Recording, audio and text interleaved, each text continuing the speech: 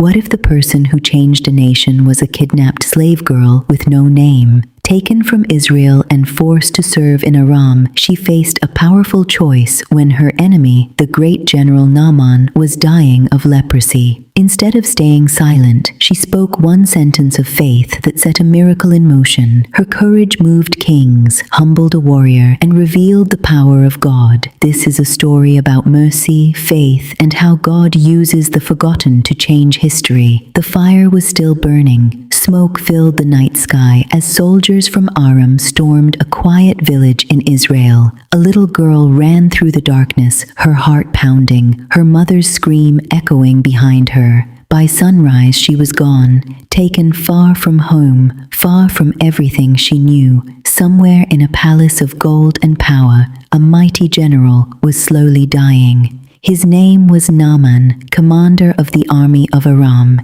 He was a great man, honored by his king, feared by his enemies, celebrated by his soldiers. When he rode into battle, victory followed. When he entered a room, men stood at attention. Yet beneath his armor, hidden under royal garments, was a secret that no victory could conquer. He had leprosy. It began as a pale patch on his skin, small and easy to hide. Then another appeared, and another. He wrapped it carefully and avoided bright light. But leprosy does not stay hidden. It spreads. It consumes.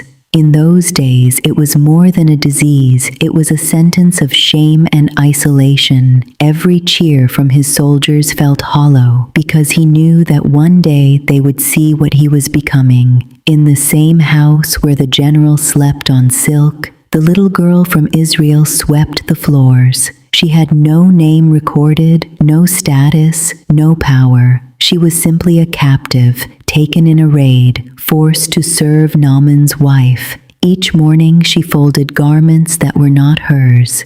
Each night she remembered her parents and the home she would never see again. She had every reason to hate the man who commanded the army that destroyed her village.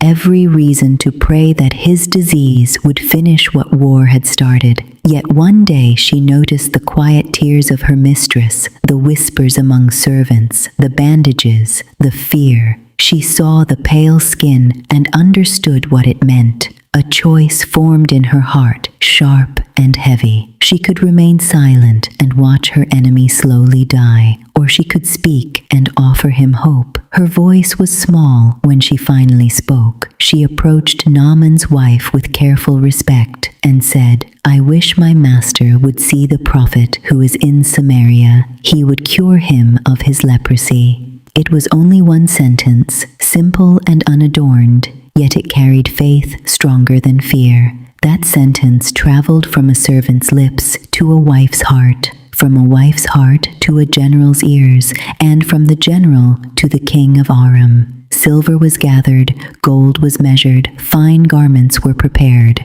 A letter was written and sent to the king of Israel. When the king of Israel read it, he tore his robes in panic and cried, "Am I God? Can I kill and bring back to life?" He thought it was a trap, an excuse for war. But news reached the prophet Elisha, and he sent word, calm and direct, "Send him to me." Naaman arrived at the prophet's house with horses and chariots, dust rising beneath them, armor gleaming in the sun. He expected ceremony, a dramatic prayer, a grand display of power. Instead, Elisha did not even come outside. A messenger stepped forward with a simple instruction: "Go, wash yourself 7 times in the Jordan, and your flesh will be restored." No applause, no spectacle, only obedience required. Pride flared in Naaman's chest. "I thought he would surely come out to me," he said in anger. "I thought he would call on his God and wave his hand over the spot. Are not the rivers of Damascus better than all the waters of Israel?" His pride was louder than his pain, and he turned his chariot to leave. But once again servants spoke. Gently they reasoned with him, "My father, if the prophet had told you to do some great thing, would you not have done it? How much more then when he tells you to wash and be cleansed? Their words pierced his anger. Slowly, the great general turned toward the Jordan River. The water was not impressive. It was muddy and ordinary, nothing like the proud rivers of Damascus. He removed his armor, then his robes, standing exposed and vulnerable. The commander of armies stepped into the water alone. He dipped once and rose. Nothing changed. Twice, still the same. 3 times, 4, 5, 6, and the disease remained. Doubt must have whispered in his mind, and the memory of a servant girl's faith hung quietly in the air. Then he went under a 7th time. When he rose from the water, his skin was restored, clean like that of a young boy. The disease was gone. Naaman returned to the prophet, no longer furious, no longer proud. He stood before Elisha and declared, "Now I know that there is no God in all the world except in Israel." The warrior bowed, not to power, not to wealth, but to the living God. He offered gifts of silver and gold, but the prophet refused them because grace cannot be bought. Back in the palace of Aram, a servant girl waited.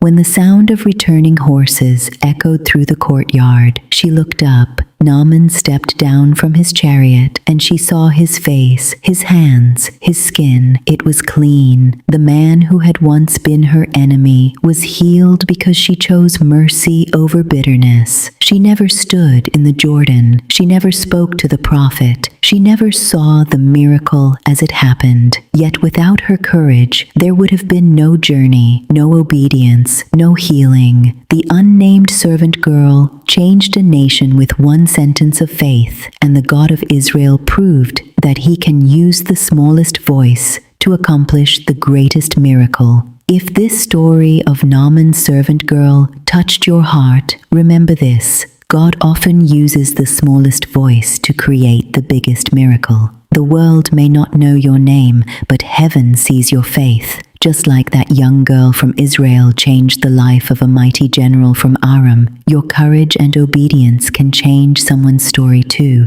If you were inspired by this powerful moment from 2 Kings 5, don't stop here. There are more life-changing Bible stories waiting for you on this channel. Stories of faith, courage, redemption, and the unseen heroes God uses in every generation. Make sure you subscribe so you never miss the next story. Like this video if it blessed you. Share it with someone who needs hope today. And I want to hear from you, so comment below what part of this story moved you the most. Turn on the notification bell so you'll be the first to know when a new story goes live. Stay with us and keep watching because the next story might be the one that changes everything.